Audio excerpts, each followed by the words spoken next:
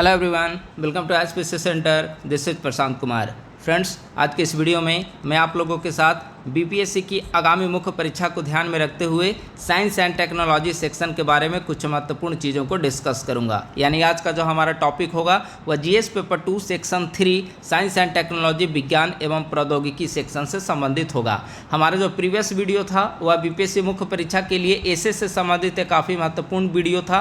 अगर आपने उसे नहीं देखा है तो आप प्रीवियस वीडियोज़ में जाकर एसे के बारे में डिटेल्ड एनालिसिस, डिटेल्ड स्ट्रेटजी वगैरह आप लोग देख सकते हैं। आज हम लोग साइंस एंड टेक्नोलॉजी सेक्शन को डिस्कस करेंगे। चूँकि प्रीलिम्स एग्जामिनेशन होने में अभी समय बचा हुआ है, तो ऐसे में अगर आपके पास प्रीलिम्स की तैयारी के अलावा आपके पास समय बच रहे हैं तो आप लोग मेंस की तैयारी कर सकते हैं। साइंस एंड टेक्नोलॉजी एक काफ़ी महत्वपूर्ण सेक्शन है, क्योंकि आप सभी ने 70वीं बीपीएससी का फाइनल मार्कशीट आपने देखा होगा। उसमें जीएस पेपर 2 में सभी अभ्यर्थियों के बहुत कम अंक देखने को मिले हैं। 120-30 एवरेज मार्किंग है। शायद ये स्टूडेंट है जिनका 130 प्लस गया है। ठीक है, तो ऐसी स्थिति में यह काफ़ी आवश्यक है कि साइंस एंड टेक्नोलॉजी या फिर जीएस पेपर 2 पे आप लोग काफ़ी ध्यान दें, काफ़ी मेहनत करें। ठीक है, और जीएस पेपर 2 का एक जो महत्वपूर्ण हिस्सा है वह साइंस एंड टेक्नोलॉजी सेक्शन है। तो आज हम लोग साइंस एंड टेक्नोलॉजी सेक्शन के बारे में डिस्कस करेंगे। यह जो विषय सूची है 70वीं बीपीएससी मुख्य परीक्षा के दौरान हमने इसे तैयार किया था, और इसी विषय सूची से आपको लगभग इसी के इर्द गिर्द आपके सारे प्रश्न वहाँ पर देखने को मिलेंगे। बशर्ते आवश्यकता है कि इन सारे टॉपिक को डिटेल्ड तरीके से, अभी समय है आपके पास तो अच्छे तरीके से हर एक टॉपिक को तैयार कर लें। समराइज किया हुआ नोट्स आप लोग तैयार कर लें ताकि रिवीजन में आसानी हो। तो सबसे पहले हम लोग विषय सूची को देखते हैं, उसके बाद हम लोग डिस्कस करेंगे कि साइंस एंड टेक्नोलॉजी से संबंधित जो एडिटोरियल हमारे टेलीग्राम ग्रुप में भेजा जाता है उसमें वो किस प्रकार से साइंस एंड टेक्नोलॉजी के लिए यूजफुल है, और इसके साथ साथ साइंस एंड टेक्नोलॉजी से संबंधित देखिए एडिटोरियल पढ़कर हमने इस नोट्स को तैयार किया था 70वीं बीपीएससी मुख्य परीक्षा जब मुझे देना था तो उस दौरान। ठीक है, आप सभी जानते हैं कि 70वीं बीपीएससी मुख्य परीक्षा में मेरा सिलेक्शन आरडीओ ग्रामीण विकास पदाधिकारी के पद पर हुआ है। ठीक है, तो इसे हम लोग देखेंगे एडिटोरियल वगैरह को कैसे हम नोट्स हमें तैयार करना है, समराइज नोट्स। उसके बाद विजन आईएएस का भी कुछ महत्वपूर्ण टॉपिक देखेंगे। जो विजन आईएएस मेंस 365 है उसका महत्वपूर्ण टॉपिक देखेंगे। ये आपको पीडीएफ जो है इसका विजन आईएएस की वेबसाइट पे आपको मिल जाएगी, वहाँ से आप डाउनलोड कर पढ़ सकते हैं। ठीक है, तो हम लोग बारी बारी से एक एक चीज़ को देखेंगे। सबसे पहले हम लोग देखते हैं विषय सूची साइंस एंड टेक्नोलॉजी का। इसके अंतर्गत टोटल हमने 18 टॉपिक को तैयार किया था। ठीक है, 18वां टॉपिक है विविध, यानी कि जो छूटे हुए टॉपिक है 17 के अलावा जो रेस्ट टॉपिक आते हैं वो सारे विविध में आते हैं। तो इसमें टोटल 18 टॉपिक दिया हुआ है। अब ये तो यहाँ पे केवल पॉइंट लिखा हुआ है। अब इसके अंतर्गत क्या पढ़ना है वो आप कैसे जानेंगे? तो इसके अंतर्गत अभी से आगामी 15 दिनों के अंतर्गत, चूँकि इसमें 18 टॉपिक दिया हुआ है, तो परसों से लेकर उसके अगले 15 दिनों तक हमारी कोशिश होगी कि इन सारे टॉपिक के सब सेक्शन को एक एक करके बारी बारी से हमारे टेलीग्राम ग्रुप आईएएस सेंटर पे प्रोवाइड करा दिया जाए। सब टॉपिक जो पीवाईक्यू से संबंधित पूछा गया है या फिर किस टाइप के सवाल बन सकते हैं, इनका पूरा लिस्ट। ठीक है, तो 30 जुलाई से, चूँकि 29 कल डॉक्यूमेंट वेरिफिकेशन मेरा बीपार्ड में होने वाला है, तो कल तो मैं दिन भर बिजी रहूँगा।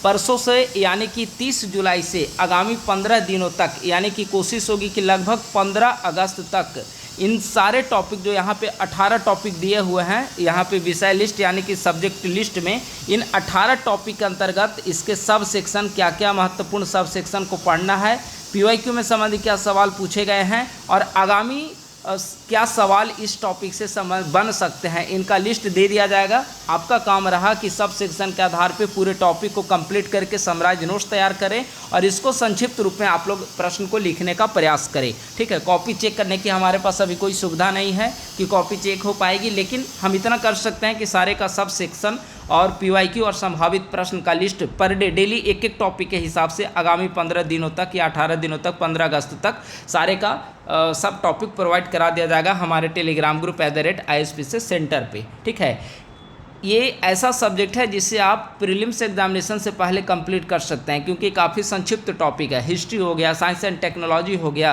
इसमें टॉपिक की जो संख्या बहुत कम है और करंट अफेयर से जुड़ा हुआ टॉपिक है साइंस एंड टेक्नोलॉजी। ऐसा नहीं है कि साइंस एंड टेक्नोलॉजी में केवल आपको ट्रेडिशनल टॉपिक ही पढ़ना है। जो न्यू रिसर्च हो रहा है, न्यू डेवलपमेंट हो रहा है, तो उसे सारे साइंस एंड टेक्नोलॉजी में आपको समाहित करना पड़ेगा। तो आगे हम लोग विषय सूची को एक बार हम लोग इसे कवर करते हैं। पहला टॉपिक है भारत में विज्ञान एवं प्रौद्योगिकी। आज़ादी के बाद से भारत में साइंस एंड टेक्नोलॉजी का डेवलपमेंट किस प्रकार से हुआ है, विभिन्न पंचवर्षीय योजनाओं के दौरान इसरो की स्थापना किस प्रकार से की गई है, IITs IIMs की स्थापना की गई है, ठीक है। अंतरिक्ष प्रौद्योगिकी में भारत किस प्रकार से न्यू डेवलपमेंट कर रहा है, डिफेंस टेक्नोलॉजी में भारत का न्यू डेवलपमेंट क्या क्या है, ठीक है। तो ये सारे भारत में विज्ञान एवं प्रौद्योगिकी यानी कि भारत में साइंस एंड टेक्नोलॉजी का डेवलपमेंट, भारत के समक्ष विज्ञान एवं प्रौद्योगिकी में क्या महत्वपूर्ण चुनौतियाँ हैं और सरकार साइंस एंड टेक्नोलॉजी की दिशा में क्या महत्वपूर्ण कार्य कर रही है, ब्रेन ड्रेन क्या है, इन सभी चीज़ों को भारत में विज्ञान एवं प्रौद्योगिकी सेक्शन के अंतर्गत पढ़ना है। इसके अंतर्गत क्या क्या सब सेक्शन है उसे अभी हमने बताया कि एक एक करके सारे टॉपिक के सब सेक्शन हमारे टेलीग्राम ग्रुप में परसों से अवेलेबल करा दिया जाएगा। तो हम लोग यहीं से स्टार्ट करेंगे पहले नंबर से ही, ठीक है। दूसरा है अंतरिक्ष प्रौद्योगिकी, काफ़ी महत्वपूर्ण टॉपिक है अंतरिक्ष प्रौद्योगिकी, ठीक है, स्पेस टेक्नोलॉजी, और हर साल इससे संबंधित सवाल पूछे ही जाते हैं। 71वीं BPSC में भी जो हाल का मेंस एग्जामिनेशन हुआ है उसमें भी स्पेस टेक्नोलॉजी से संबंधित सवाल पूछे गए हैं।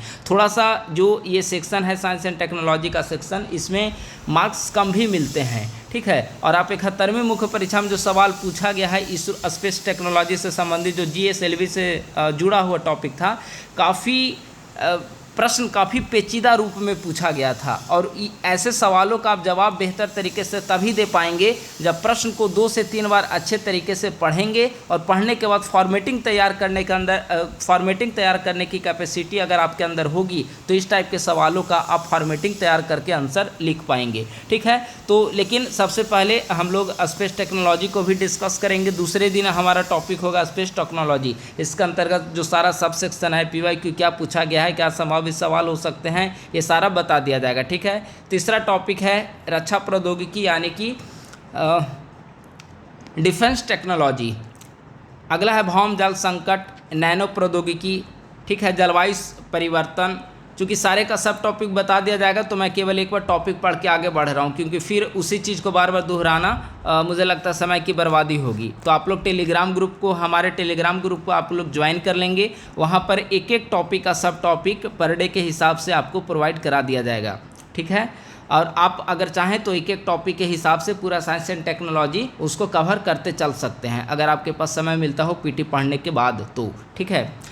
तो नैनो प्रौद्योगिकी, जलवायु परिवर्तन, ऊर्जा यानी कि एनर्जी, ड्रोन टेक्नोलॉजी, रोबोटिक्स एवं AI, सूचना एवं संचार प्रौद्योगिकी, quantum computer, super computer, internet of things, blockchain तकनीकी, डिफेक्ट तकनीकी यानी कि डिफेक्ट टेक्नोलॉजी, काफ़ी महत्वपूर्ण टॉपिक है डिफेक्ट टेक्नोलॉजी, ठीक है। कचरा एवं ठोस कचरा, आपदा प्रबंधन और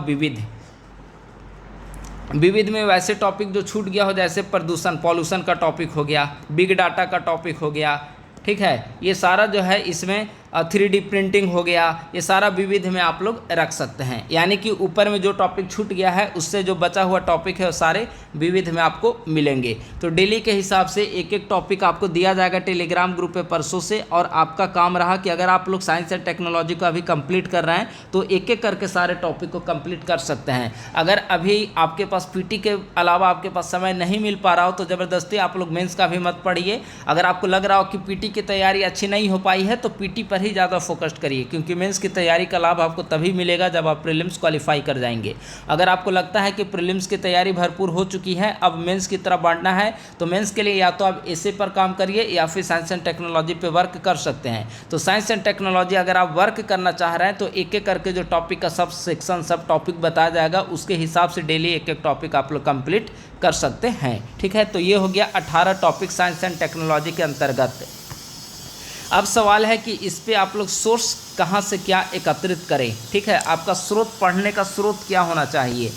दृष्टि IAS की क्विक बुक आप ले सकते हैं साइंस एंड टेक्नोलॉजी का, ठीक है। Quick book science and technology का दृष्टि IAS की क्विक बुक, वहाँ से भी आपको अच्छे कंटेंट मिल जाएंगे और काफ़ी अच्छा है क्विक बुक, ठीक है। इसके अलावा आपको करंट से थोड़ा सा अपडेट रहना पड़ेगा इसके लिए। जैसे रेयर अर्थ मेटल को ले लीजिए, काफ़ी महत्वपूर्ण टॉपिक है और हमेशा कुछ ना कुछ न्यूज़ में रहता है, ठीक है। आप सुपर कंप्यूटर को ले लीजिए, सुपर कंप्यूटर, या फिर आप सेमीकंडक्टर को ले लीजिए, हमेशा कुछ ना कुछ इससे संबंधित न्यूज़ में रहता है। तो अगर आप न्यूज़ से अपडेट रहेंगे तो ये इन सारे टॉपिक्स को पढ़ना काफ़ी ज़्यादा आपके लिए आसान होगा। तो करंट ओरिएंटेड आपको रहना है। करंट ओरिएंटेड आप कैसे रहेंगे? न्यूज़पेपर को आप लोग अच्छे से पढ़ते रहें। एडिटोरियल वगैरह पेज काफ़ी महत्वपूर्ण होता है। इसके अलावा अगर आप इच्छुक हों या फिर आपकी पढ़ने की आदत हो तो मंथली मैगजीन को भी आप लोग पढ़ सकते हैं।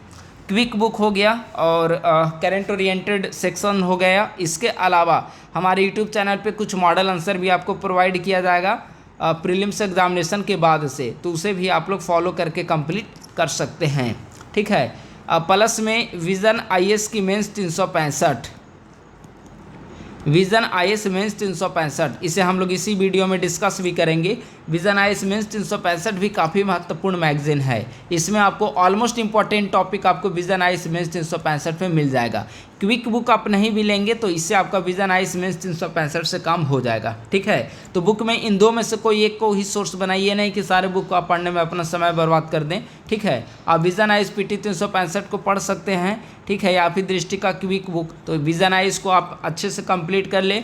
प्लस में करंट अफेयर से थोड़ा सा आपको हमेशा अपडेट रहना है। जो भी न्यूज़ में चलो, जैसे आप देख लीजिए हाल ही में प्रधानमंत्री का न्यूजीलैंड दौरा हुआ था, वहाँ पर न्यूक्लियर डील किया गया। ऑस्ट्रेलिया के साथ भी मेरे ख्याल से न्यूक्लियर डील हुआ है। तो ये सारे न्यूक्लियर एनर्जी वाले सेक्शन के लिए काफ़ी महत्वपूर्ण है। ठीक है। अगर आप न्यूज़ से अपडेट रहेंगे तो एनर्जी में जैसे देखिए सौर ऊर्जा में कैसे क्या सरकार काम कर रही है, पवन ऊर्जा के क्षेत्र में अभी क्या उपलब्धि है भारत की, नवीकरणीय और गैर नवीकरणीय ऊर्जा जो है उसकी क्या भारत में उपलब्धि है, कहाँ तक हम लोग कितना अचीव कर पाए हैं। तो ये सारे आपको करंट से ही ये सारी चीज़ें की जानकारी आपको मिल पाएगी। तो करंट से अपडेट रहना बहुत ज़रूरी है।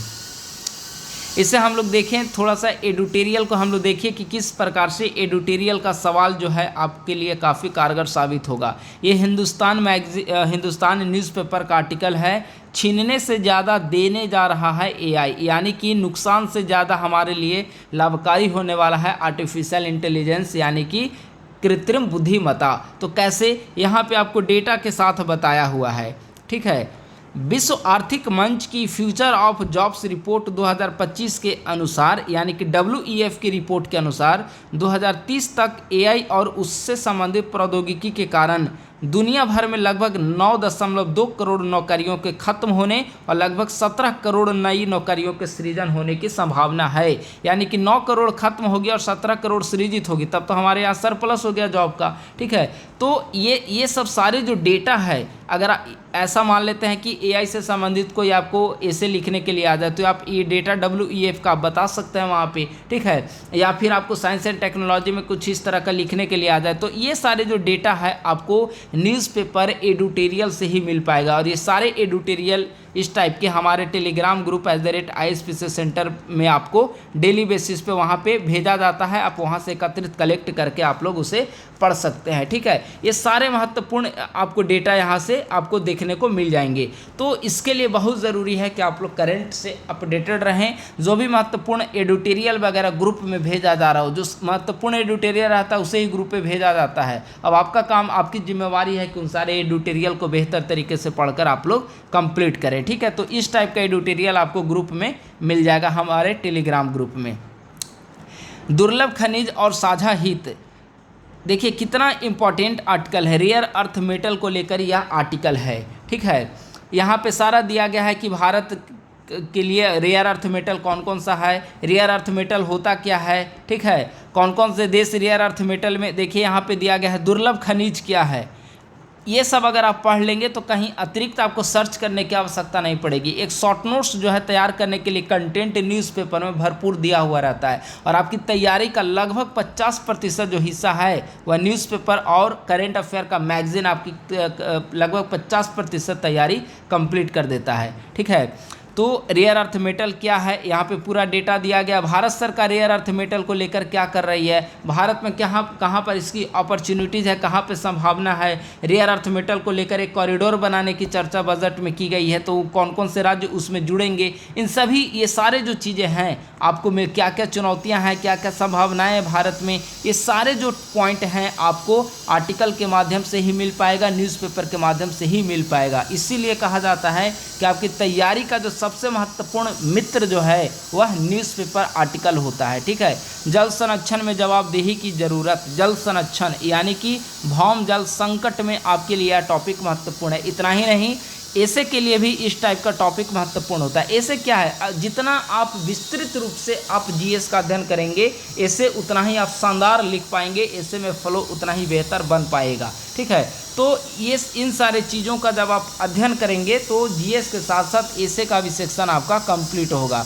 एक छोटा सा न्यूज़ जो 3-4 दिन पहले मैं ग्रुप में भी प्रोवाइड किया था, यह है अंतरिक्ष कचरा से संबंधित। अभी तक बीपीएससी मुख्य परीक्षा में अंतरिक्ष कचरा से संबंधित प्रश्न नहीं पूछा गया, न तो शॉर्ट नोट्स में ही और न ही लॉन्ग में।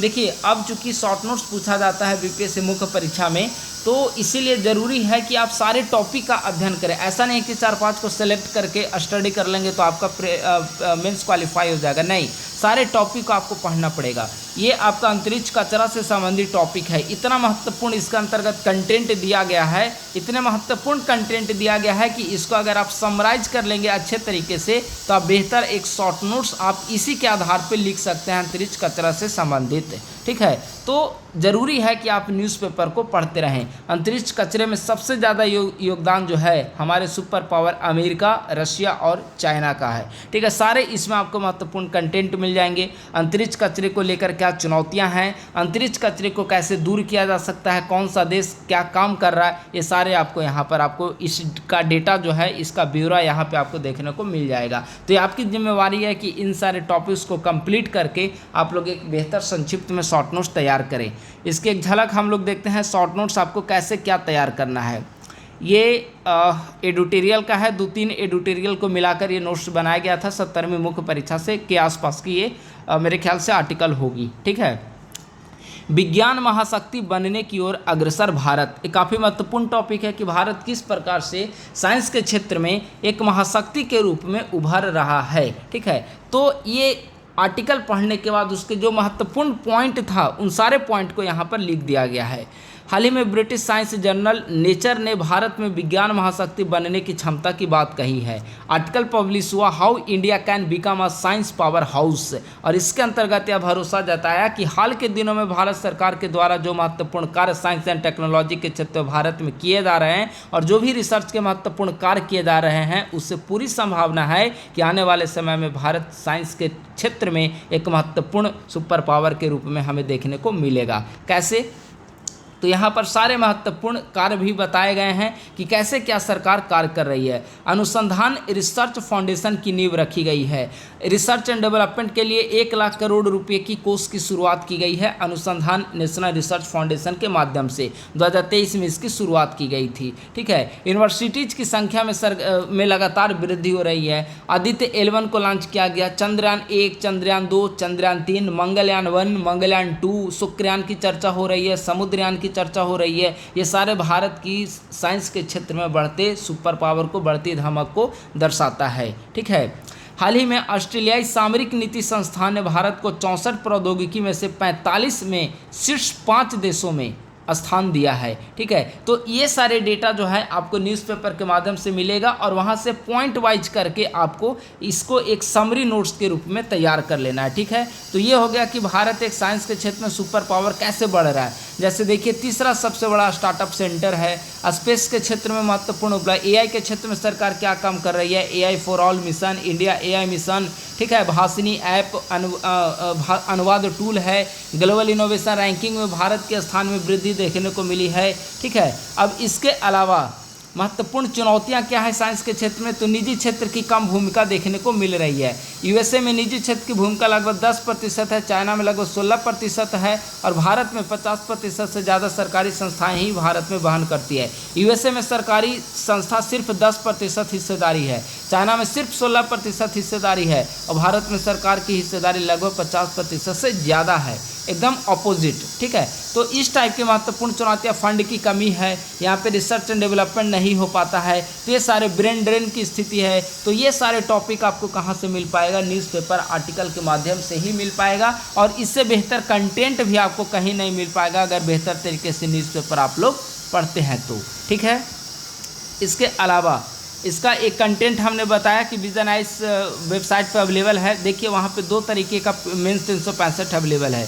एक जो मेंस 365 है वो सारांश समरी लिखा हुआ होगा, ठीक है, तो इसको आप नहीं पढ़िए, वही बेहतर है, क्योंकि समरी वाले में केवल पॉइंट दिया हुआ है और केवल पॉइंट समझने में दिक्कत होगी। और एक आपको मिल जाएगा मेंस 365 जून 2024 से मई 2025 तक का, यही लेटेस्ट अभी मेंस 365 है, ठीक है। तो यहाँ से आप महत्वपूर्ण मटेरियल को, कंटेंट को आप प्राप्त कर सकते हैं।